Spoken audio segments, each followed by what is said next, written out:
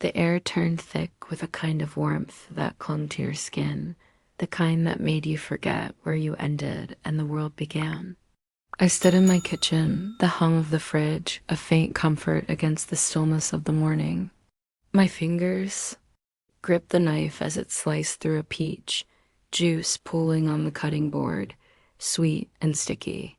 I was 34, married for 7 years to a man who, on paper, was everything you'd want: stable, kind, predictable. But predictable can hollow you out, leave you staring at your reflection, wondering when you stopped feeling alive.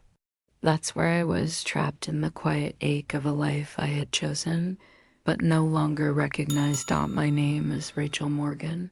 And I never thought I'd be the kind of woman to unravel like this.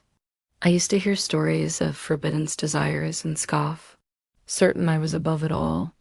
But life has a way of creeping in, slipping through the cracks in your resolve until you're standing in a moment you can't undo. My husband, Mark, was a good man, the kind who paid bills on time and never forgot to mow the lawn, but he didn't see me, not in the way I needed.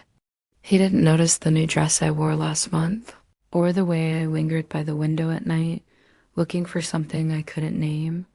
I told myself it was enough, until Jake came back. Jake was Mark's son from his first marriage. 22. Now, a college senior who had returned to our quiet Virginia suburb for the summer. When I married Mark, Jake had been a lanky 15-year-old, quiet, all elbows and silences. We'd never clashed, but we'd never connected either. Just polite nods and small talk over dinner. I figured time would bridge the distance. But standing in my kitchen that sweltering June morning, I realized time had done more than that. Jake wasn't a kid anymore. He was tall, broad-shouldered, with a quiet confidence that filled the room. His dark hair fell just above his eyes, and his voice, once cracking and uncertain, now carried a depth that made my chest tighten when he spoke. It started innocently enough.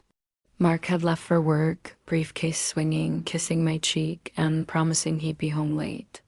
I was in a loose tank top and cotton shorts, the kind I wore when I had the house to myself. I hadn't thought twice about it, hadn't considered how the thin fabric hugged my curves, or how the morning light might catch me just so.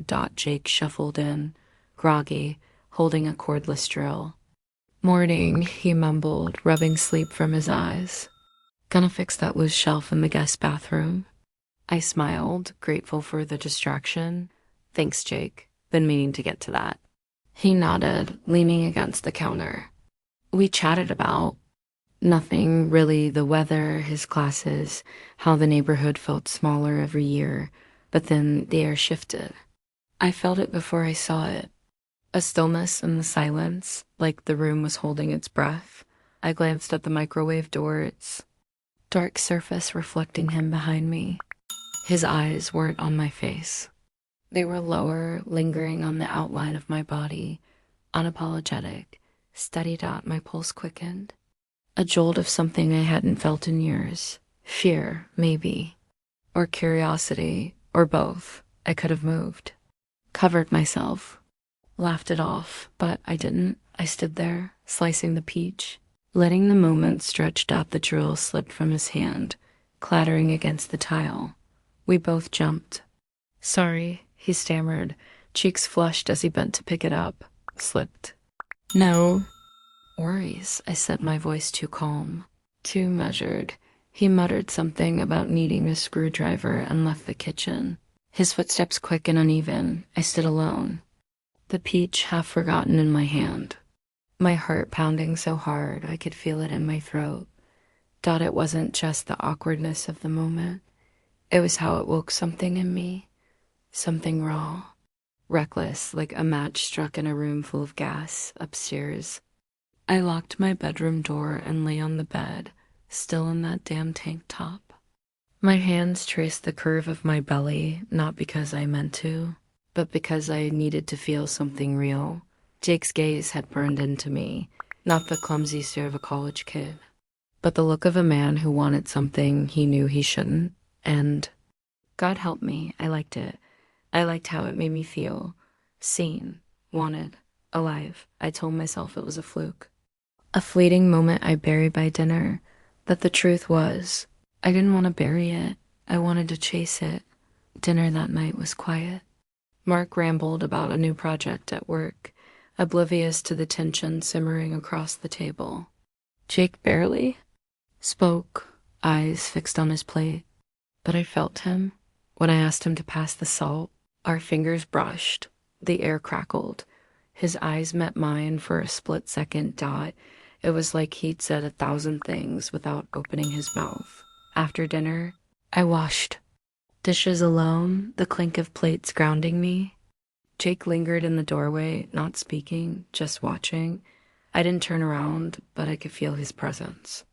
Heavy and warm like a storm about to break.